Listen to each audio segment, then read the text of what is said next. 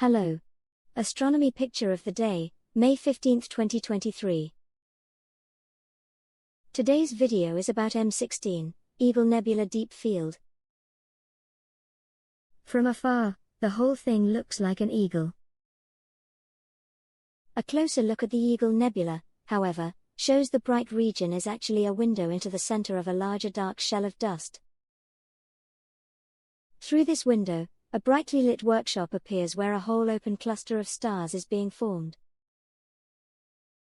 In this cavity, tall pillars and round globules of dark dust and cold molecular gas remain where stars are still forming. Already visible are several young bright blue stars whose light and winds are burning away and pushing back the remaining filaments and walls of gas and dust. The Eagle Emission Nebula, tagged M16, lies about 6,500 light-years away, spans about 20 light-years, and is visible with binoculars toward the constellation of the Serpent, Serpens.